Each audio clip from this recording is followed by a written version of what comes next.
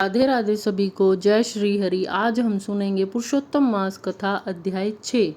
नारद जी बोले, भगवान गोलोक में जाकर क्या करते हैं? हे पाप रहित मुझ श्रोता के ऊपर कृपा करके कहिए। तब श्री नारायण बोले, हे नारद, पाप रहित अधिमास को लेकर भगवान विष्णु के गोलोक जाने पर जो घटना हुई वह हम कहते हैं, उसे तुम सुनो। उस गोलोक के अंदर मणियों के खंभों से सुशोभित सुंदर पुरुषोत्तम के धाम को दूर से भगवान विष्णु देखते हैं। उस धाम के तेज से बंद हुए नेत्र वाले विष्णु धीरे धीरे नेत्र खोलकर और अधिक मास को अपने पीछे कर धीरे धीरे धाम की ओर जाते हैं।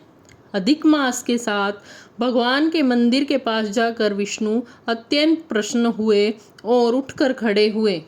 द्वारपालों से अभिनंदित भगवान विष्णु पुरुषोत्तम मास की शोभा से आनंदित होकर धीरे धीरे मंदिर में गए और भीतर जाकर शीघ्र ही श्री पुरुषोत्तम कृष्ण को नमस्कार किया। गोपियों के मंडल में रत्नमय सिंहासन पर बैठे हुए भगवान श्री कृष्ण को नमस्कार कर पास में खड़े होकर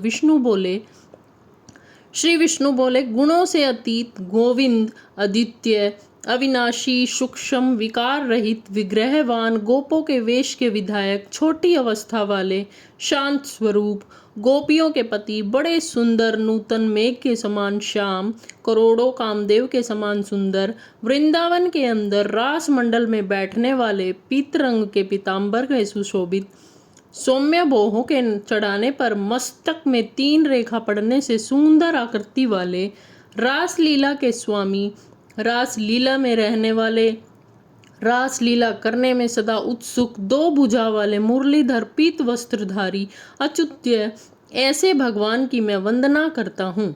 इस प्रकार स्तुति करके भगवान श्री कृष्ण को नमस्कार कर पार्षदों द्वारा सत्कृत विष्णु रतन सिंहासन पर कृष्ण की आज्ञा से बैठे।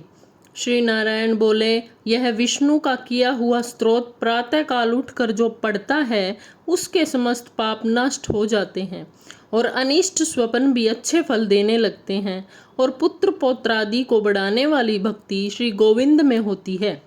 अकीर्ति का नाश होकर सत्कीर्ति की वृद्धि होती है। भगवान विष्णु बैठ गए और कृष्ण के आगे कांपते हुए अधिमास को कृष्ण के चरण कमलों में नमन कराते हैं।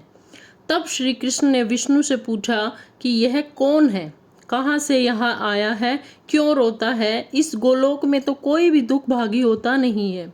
इस गोलोक में रहने वाले तो सर्वदा आनंद में मगन रहते हैं। ये लोग तो स्वप्न में भी दुष्ट वार्ता या दुख भरा समाचार सुनते ही नहीं।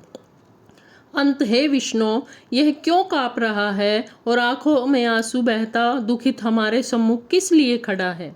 श्री नारायण बोले, नवीन मेघ के समान सुंदर श्याम सुंदर गोलोक के नाम का वचन सुन सिंहासन से उठकर महाविष्णु मलमास की संपूर्ण दुख गाथा कहते हुए बोले।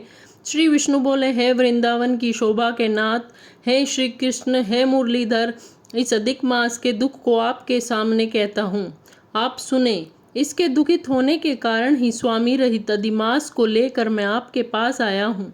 इसके उग्र दुख रूप अग्नि का आप शांत करें। यह अधिमास सूर्य की संक्रांति से रहित है, मलिन है, शुभ कर्म में सर्वदा वर्जित है। स्वामी रहित मास में स्नान आदि नहीं करना चाहिए। ऐसा कहकर वनस्पति आदि ने इसका निरादर किया। 12 मास कला, क्षण, अयन, स्वतंत्र आदि श्रेष्ठ शिवों ने अपने अपने स्वामी के वर्ग से इसका अत्यंत निरादर किया। इसी दुखाग्नि से जला हुआ यह मरने के लिए तैयार हुआ। तब अन्य दयालु व्यक्तियों द्वारा प्रेरित होकर हे श्रीकेश शरण चाहने की इच्छा से हमारे पास आया और कांपते कांपते घड़ी घड़ी रोते रोते अपना दुख जंजाल इसने कहा। इसका यह बड़ा भारी दुख आपके बिना टल नहीं सकता। अंत इस निराश्रय का हाथ पकड़कर आप शरण में लीजिए। दूसरों का दुख आप सहन नहीं कर सकते हैं, ऐसा वेद में जानने वाले लोग कहते हैं। अतएव इस दुखित को कृपा करके सुख प्रदान करें। हे जगतपते, आपके चरण कमलों में प्रातः प्राणी शोक का भागी नहीं होता है। ऐसा वेद जानने वालों का कहना कैसे मिथ्या हो सकता है?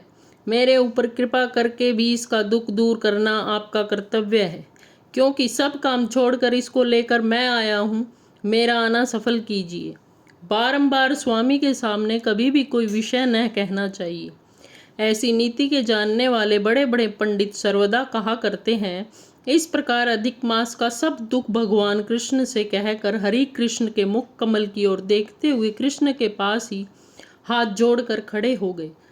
ऋषि लोग बोले, हे सुत जी, आप दाताओं में श्रेष्ठ हैं। आपकी दीर्घायु हो, जिससे हम लोग आपके मुख से भगवान की लीला के कथामृत का पान करते रहें। हे सुत, गोलोकवासी भगवान श्री कृष्ण ने विष्णु के प्रति फिर क्या कहा और क्या किया इत्यादि लोकोपकारक विष्णु कृष्ण का संवाद सब आप हम लोगों से कहिए।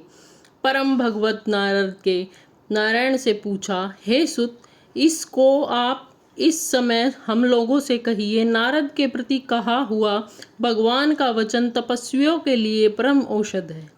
इत श्री बृहन्नारदीय पुरुषोत्तम मासे महात्म्ये षष्ठम अध्याय समाप्तम। हरि शरणम।